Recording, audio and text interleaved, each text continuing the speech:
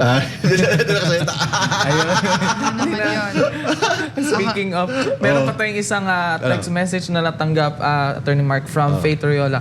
Attorney Mark, ang pagdududa ba sa asawa ay pwede maging grounds para mag-file ako ng kaso? Salamat sa payo. Hindi pagdududa. Kailangan kung mag-file ka ng kaso, it should be based on evidence. Hindi dahil based lang sa chismis. Based lang sa mga marites dyan na walang ginagawa kung hindi nakichismis sa mga kapitbahay na yan. Hindi pwede chismis lang pag-uusapan. Kailangan based sa batas at based sa ebidensya. Ano mga evidence? For example, adultery. Yung asawa mong babae, buntis, pinadna mo, hindi ikaw yung anak, adultery na yun. Bakit nabuntis yan? Na hindi mo naman ginalaw yun kasi you are an OFW. Tapos pagbalik mo dito sa 3 years ka doon sa Tapos 2 months. 3 years ka doon sa Hong Kong o sa Saudi Arabia. 3 years ka hindi mo uwi. Pagbalik mo dito, yung asawa mo na miss mo na, buntis. Paano na buntis yan? Di ba pwede i-text lang, mabuntis. O i-email lang, mabuntis. Di ba ganun? So, ibig sabihin, iba DNA mo. Pag DNA, yes, positive, hindi sa'yo ang bata. Yan, adultery yan. Paano naman ang kabit ni lalaki? Example, lalaki, nandito sa Pilipinas, si babae nag-work naman sa ibang bansa. Pagbalik ni babae sa Pilipinas, yung kanyang asawang lalaki na walang ginagawa, lasinggero pa, nakabuntis ng kapitbahay. Pwede mo i-demanda ng concubinage yung asawa mo? Hindi. Kahit na nabuntis niya yung kabit niya, hindi ma-demanda ng concubinage kasi pwede naman mabuntis yun kahit hindi sila nasasama bilang mag-asawa. Word na ginamit ng batas, keeping a mistress to the conjugal dwelling or they're living together as husband and wife. Pwede naman mabuntis sa babae kahit hindi sila nag-live together as husband and wife. So, hindi ma-demanda ng concubinage. The mere fact na buntis. Okay? Kailangan may proof ka na nagsasama sila bilang mag-asawa under the law on concubinage. But under Republic Act 9262, pwede yun. Basta i-prove mo lang na psychological abuse, nasaktan yung damdamin mo, psychologically, emotionally, bilang babae, yan, pwede ka mag-file ng kaso. But in concubinage, mere fact na yung kabit ng yung lalaking asawa, buntis, hindi iyan ebidensya. Kasi ang kailangan ebidensya in concubinage, nagsasama sila bilang mag-asawa. Anong proof yan? Of course, number 1, billing. Check mo yung billing ng cellphone niya, be. Tingnan mo address. O bakit same kayo address ng asawa ko? Ebidensya yan.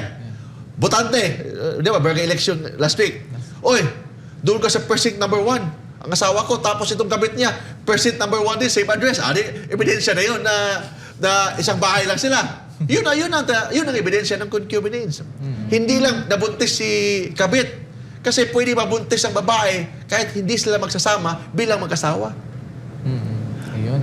Kuya Mark, ang doctrine of pare delicto, applicable ba siya sa adultery? Ano ba ditong tinatawag na pare delicto?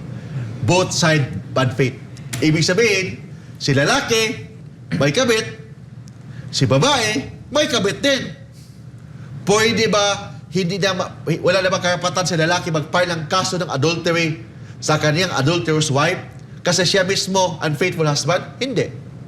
Kahit unfaithful husband siya, may right pa rin siya na mag-file ng against sa kaniyang adulterous wife. Kahit unfaithful husband siya. Kasi walang tinatawag na pari delicto is not applicable in the crime of adultery or concubinage. But of course, kasi ikaw mismo, complainant, unfaithful ka din, may iba ka din kalaguyo. In that case, pwedeng ma-mitigate ang liability. Instead of 6 years imprisonment, baka 6 months na lang imprisonment. Why? Because pwede mabawasan ang penalty. But hindi iyan palusot. Yung pari delicto, ibig sabihin, ikaw mismo, adulterous wife ka, hindi iyan palusot na hindi na mademanda yung asawa mong lalaki ng being unfaithful. Pwede ka pa rin magdemanda. Kahit ikaw mismo na complainant, unfaithful ka, pwede ka magdemanda. But of course, kung makonvict yung kanyang asawa, ma-mitigate lang ang liability. Ano po ba ang pagkakaiba ng pardon sa consent? At magkaka-benefit ba yung mga akusado dito? Ano ba yung tinatawag na pardon or consent? Ito yung mga palusot sa adultery or concubinage. Ano yung consent? Ang consent kasi, pinayagan mo ang iyong asawa na magka-jowa ng iba. Consent. pardon, ang ibig sabihin doon, pinatawad mo na ang asawa mo sa kaniyang pangangaliwa. So yung Yun yan. consent parang open relationship. Yan. Consent, open relationship, or binigyan mo ng kalayaan ng asawa mo na magka-boyfriend. Binigyan mo ang asawa mo na magka-girlfriend. Yun ang consent. Pag consent, ibig sabihin ng consent, pag example, pinayagan mo na, tapos nagbagong isip mo, after ilang linggo o ilang buwan, gusto mo na idemanda ang asawa mo ng pangangaliwa. Paano yun mapapatunayan na pinayagan siya ng asawa niya? Oh, of course, mas maganda. Kailangan ba put into writing na pinayagan mo ako na mag-boyfriend, mag-girlfriend, gano'n? Mas maganda may put in writing. Kasi Yun. minsan kasi makakalimutin. Pwede i-deny eh. Oo, yun. Diba? yun, Maka-i-deny. yes. Mas maganda. O sige, sulat mo dito na pinayagan mo na kung magka-boyfriend o magka-girlfriend. Ha? May kontrata Parang sila Mas maganda. na O, minsan sa barangay. Punta sa barangay na magkasundo ang mag-asawa na wala na pakialaman. Tapos, kung may iba, di pwede magdemanda ng adultery, di pwede magdemanda ng concubinage. Kasi ang pardon, pinatawad mo na ang asawa mo sa dati niyang ginagawang pangangaliwa. But in pardon, dapat kung patawarin mo ang asawa mo, kasama dapat ang kanyang kabit. Pardon. Dapat dalawa ang ipatawarin mo. Ang iyong asawa at saka ang kanyang kabit, patawarin mo. Yun ang pardon.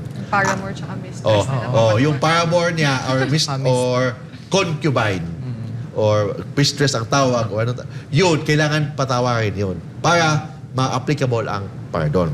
But in consent, of course, yung asawa mo lang ang bigyan mo ng consent na may iba siyang babae o may iba siyang lalaki. Pag may consent, excuse yan, hindi na pwedeng mademanda ng adultery or concubinage.